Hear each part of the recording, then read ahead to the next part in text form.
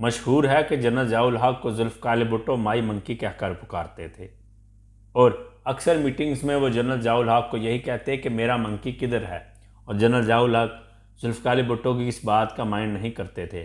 وہیں پہ بے نظیر بھٹو کہتی ہیں کہ مجھے جنرل ضیاء الحق کی شکل دیکھ کر یہی لگتا تھا کہ یہ کسی فنی کارٹون کی شکل ہے۔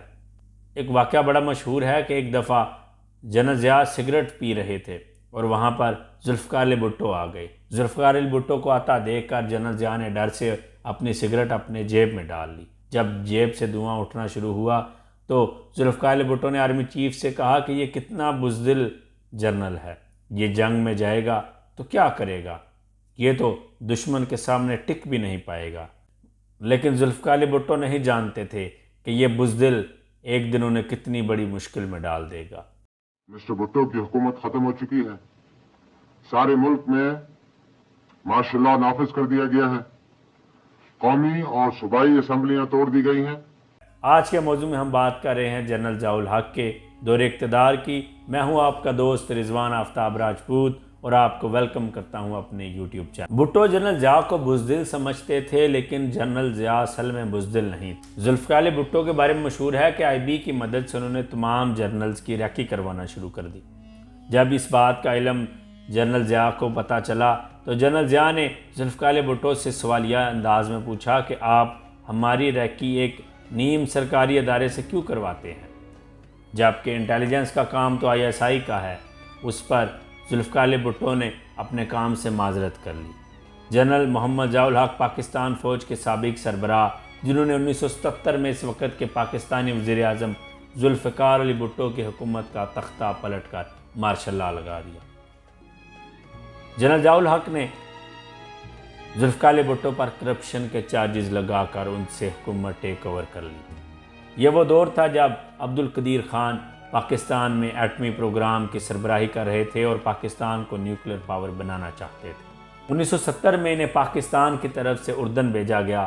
1970 میں شاہ حسین نے تنظیم آزادی فلسطین PLO کو اردن سے نکالنے کے لیے ایک فوجی آپریشن شروع کیا۔ اس میں جنرل ضیاء الحق نے بڑی ہی بہترین خدمات سر انجام دی۔ اس آپریشن کی کامیابی پر شاہ حسین نے بریگیڈیئر ضیاء الحق کو ایک تمغہ بھی دیا تھا۔ کہا جاتا ہے کہ جنرل ضیاء نے آپریشن PLO کے خلاف نہیں بلکہ PLO میں موجود ایک گروپ فدائین کے خلاف کیا تھا۔ فلسطینیوں کے اس گروپ نے اردن میں ریاست کے اندر ریاست قائم کر رکھی تھی اور انہوں نے دوبارہ شاہ اردن کو قتل کرنے کی کوشش بھی کی تھی۔ 1977 میں پاکستان قومی اتحاد نے انتخابات میں عام دھاندلی کا الزام لگایا، جس کے نتیجے میں وزیر اعظم ذوالفقار علی بھٹو کے خلاف احتجاج کا ایک ملک گیر سلسلہ شروع ہو گیا۔ یوں اس ملک میں سیاسی ابتر ہو گئی۔ پیپلز پارٹی اور قومی اتحاد کے درمیان کئی مرتبہ مذاکرات ہوئے مگر کسی کامیابی تک نہ پہنچ سکے۔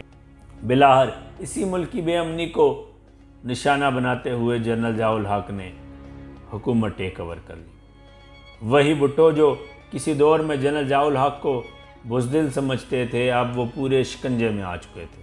جنرل ضیاء الحق نے نہ صرف بھٹو کو اس وقت قید کیا بلکہ بھٹو پر ایک عام شہری کے قتل کا مقدمہ چلا کر بھٹو کو راتوں رات پھانسی بھی دے دی۔ جنرل ضیاء الحق نے آئین کو مسترد نہیں کیا بلکہ انہوں نے کہا کہ وہ اگلے 90 دن میں الیکشن کروائیں گے، لیکن یہ 90 دن کب 11 سال میں تبدیل ہوئے کسی کو کچھ پتہ ہی نہیں چلا۔ اور جب بھی کبھی بعد میں جنرل ضیاء الحق کو اس بات کی یاد دلائی گئی تو انہوں نے کہا کہ یہ کون سا قرآن میں لکھا ہے اور 90 دن کے اندر اندر میں الیکشن کروا دوں۔ تو جنرل ضیاء الحق نے پوری اسلامی قانون نافذ کرنے کی پوری طرح سے کوشش کی۔ دسمبر 1984 میں انہوں نے صدارتی ریفرینڈم کروایا، جس میں کامیابی کے بعد ان کو منصب صدارت میں توسیع دے دی گئی۔ فروری 1985 میں ملک بھر میں غیر جماعتی انتخابات کرانے کا اعلان کیا گیا۔ پیپلز پارٹی نے ان انتخابات کا بائیکاٹ کیا۔ ان انتخابات کے نتیجے میں محمد خان جنیجو وزیر اعظم پاکستان منتخب ہوئے، جس کے بعد باہمی اعتماد کی بنیاد پر 30 دسمبر 1985 کو ملک سے مارشل لا اٹھا دیا گیا۔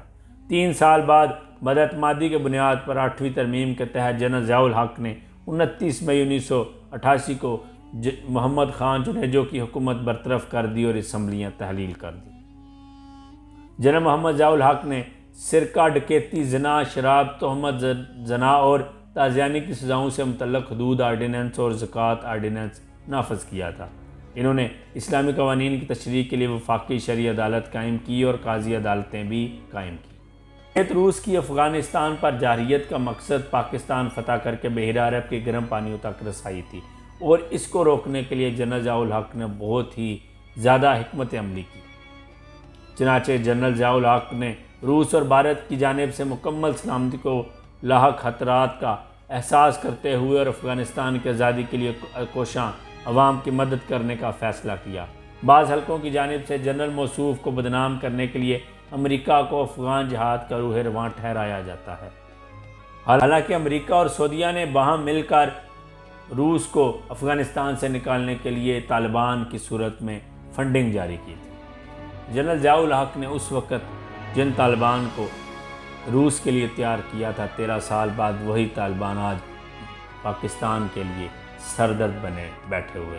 اور کہ 13 سال بعد دہشت گرد جتھوں کی صورت میں سامنے آئی اور ملک 10 سال تک خود کش دھماکوں سے بدحال ہوتا رہا۔ انہوں نے کشمیر میں آزادی کی جدوجہد شروع کروائی۔ اس کے علاوہ انہوں نے بھارت سے بنگلہ دیش کا بدلہ لینے کے لیے سکھوں کو تحریک خالصتان شروع کروائی، جس کا مقصد بھارت کے پنجاب اور دیگر علاقوں پر مشتمل سکھوں کے لیے ایک آزاد ریاست بنانا تھا۔ جنرل ضیاء الحق ایکسٹریم تھاٹس کے مالک تھے اور وہ ہر طرف صرف اور صرف اپنی برتری چاہتے تھے۔ اس میں کوئی شک نہیں کہ جنرل ضیاء الحق نے ہی خالصتان تحریک اور کشمیر آزادی تحریک کی بنیاد رکھی تھی۔